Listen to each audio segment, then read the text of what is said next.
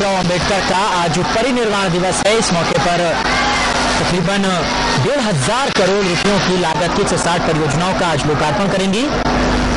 फिलहाल मुख्यमंत्री मायावती कार्यक्रम स्थल पर पहुंच चुकी हैं।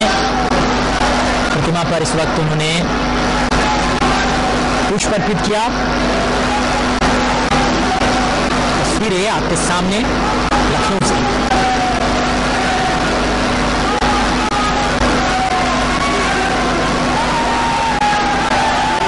मायावती के बाद उनके कैबिनेट के तमाम मंत्री अब पुष्प अर्पित कर रहे हैं।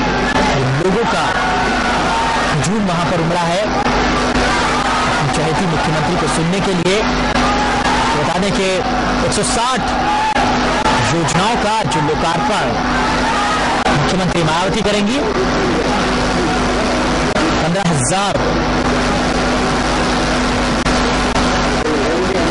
तकरीबन 1,500 करोड़ रुपयों की लागत की 160 परियोजनाओं का लोकार्पण किया जाएगा। भारत ने बेसिक ग्रुप यानी ब्राजील, साउथ अफ्रीका, भारत और चीन के बीच किसी तरह के मतभेद से इनकार किया है। जलवायु परिवर्तन को लेकर डरबन में हो रहे सम्मेलन में बेसिक ग्रुप विकसित देशों के साथ ग्रीन हाउस गैसों में कटौती के मुद्दे पर बात कर रहा है। ये बातचीत जलवायु परिवर्तन को लेकर हुए क्योटो समझौते के तहत हो रही है। ये ग्रीन हाउस गैसों में कटौती से जुड़ा इकलौता कानूनी समझौता है जिसकी बढ़ी हुई मियाद भी अगले साल खत्म हो रही है। लेकिन अभी ग्रीन हाउस गैसों में कटौती को लेकर कोई हल नहीं निकल पाया है। कनाडा, जापान और रूस क्योटो समझौते को अब और बढ़ाने के पक्ष में नहीं है, जबकि यूरोपीय संघ एक नए समझौते पर जोर दे रहा है। हालांकि भारत और चीन क्योटो समझौते को आगे बढ़ाने की वकालत कर रहे हैं। देखिए श्वेता, बिल्कुल जिस तरीके से राज्यसभा सेक्रेटेरिएट से खबर आ रही है कि उनको हफ्ते भर का टाइम नहीं दिया जाएगा रिपोर्ट सबमिट करने के लिए।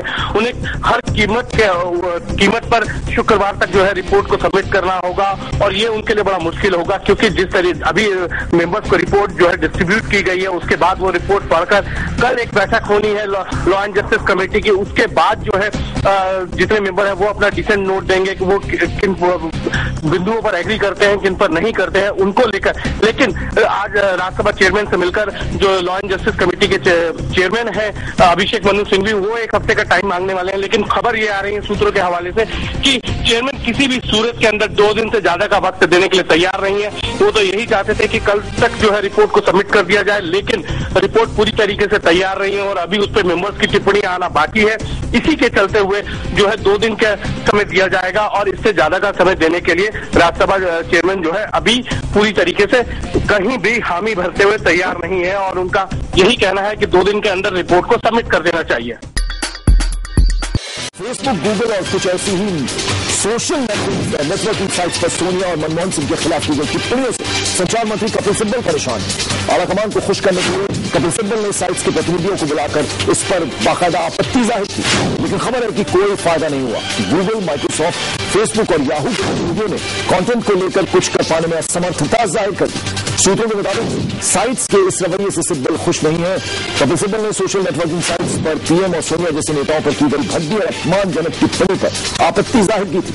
उन्होंने साइट्स के प्रतिनिधियों से कहा कि धर्मगुरुओं के खिलाफ भी भद्दी और भड़काऊ टिप्पणियां साइट्स पर नहीं होनी चाहिए। और मतलब है कि खुद कपिल सिब्बल के खिलाफ भी साइट्स पर लोगों ने बाकायदा टिप्पणी की है और उसी से खफा है Kapil Sibal. Sports Ministry wrote to the IOA to remove Dow as a sponsor of the Games at the London Olympics. Ajay Markan, the Sports Minister, now says it's up to the Indian Olympic Association to take up the issue with the Olympic Committee, but that the government can directly take it up if needed. The Sports Ministry has objected to the Bhopal gas tragedy tainted Dow being associated with the Olympics.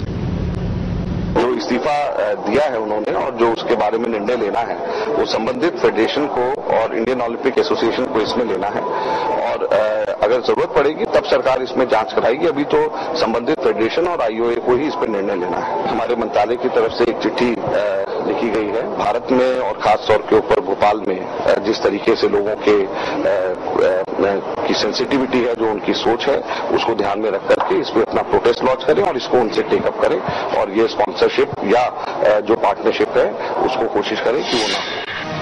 Over the weekend, hundreds of survivors of 1984's Bhopal gas tragedy protested against Dow Chemicals sponsoring next year's London Olympics.